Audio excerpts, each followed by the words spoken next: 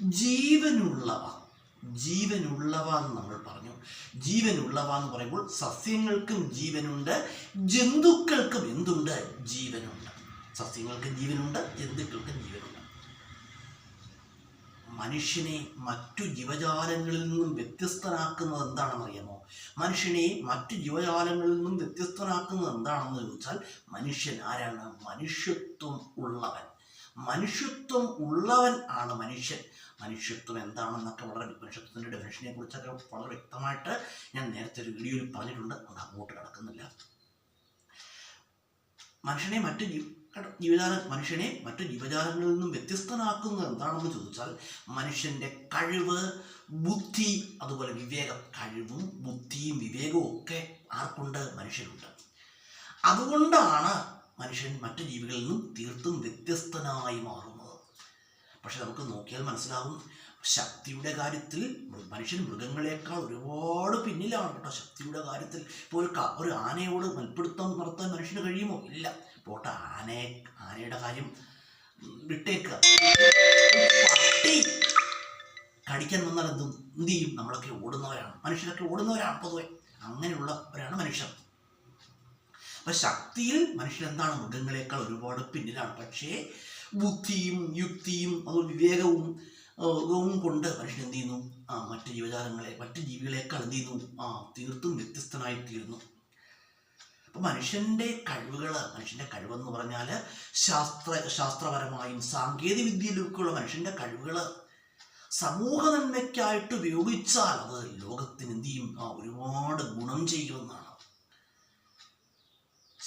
മനുഷ്യൻ്റെ ശാസ്ത്രപരമായിട്ടും സാങ്കേതികപരമായിട്ടുള്ള അറിവുകളെക്കുറിച്ച് നമുക്ക് പ്രെഡിക്റ്റ് ചെയ്യാൻ പോലും കഴിയില്ല. അതുപോലെ നമുക്ക് പറയുന്നതിനും അപ്പുറമാണ് എന്ത്? മനുഷ്യൻ്റെ ശാസ്ത്രപരമായിട്ടും സാങ്കേതിക വിദ്യയിലുമൊക്കെയുള്ള പ്രാവീണ്യം.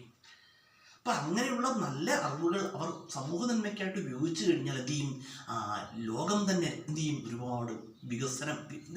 ഒരുപാട് വികസിക്കുമെന്നാണ്. നമുക്ക് നോക്കിയാൽ മനസ്സിലാവും, അമ്പരച്ചുംബികളായ കെട്ടിടങ്ങൾ നിർമ്മിക്കുന്നവരാണ് മനുഷ്യർ.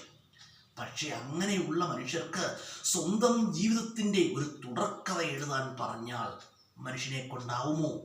ആവുമോ?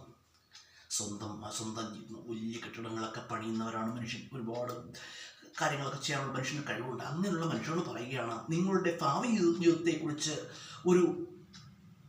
ഒരു കഥ എഴുതാൻ പറഞ്ഞാൽ, അല്ലെങ്കിൽ ഭാവി ജീവിതത്തെക്കുറിച്ച് ഒന്ന് പ്രെഡിക്റ്റ് ചെയ്തിട്ട് എഴുതാൻ പറഞ്ഞാൽ മനുഷ്യനെ കൊണ്ട് കഴിയുമോ? ഇല്ല. കാരണം വലിയ കാര്യങ്ങൾ കണ്ടുപിടിക്കുന്നതിലുമൊക്കെ മനുഷ്യൻ എന്താണ്? അതിസമർത്ഥരാണ്. പക്ഷേ സ്വന്തം ജീവിതത്തെക്കുറിച്ച് ഭാവി പ്രവചിക്കുവാനോ അതുപോലെ പലപ്പോഴും നല്ല ജീവിതം കെട്ടിപ്പടുക്കുവാനോ മനുഷ്യന് കഴിയാതെ പോകുന്നു കേട്ടോ. വലിയ അമ്പരച്ചുംബികളായ കെട്ടിടങ്ങൾ നിർമ്മിക്കുന്ന മനുഷ്യർക്ക് ചിലപ്പോൾ സ്വന്തം ജീവിതത്തിൻ്റെയും ഒരുപാട് തകർച്ചകൾ ഉണ്ടായേക്കാം കേട്ടോ.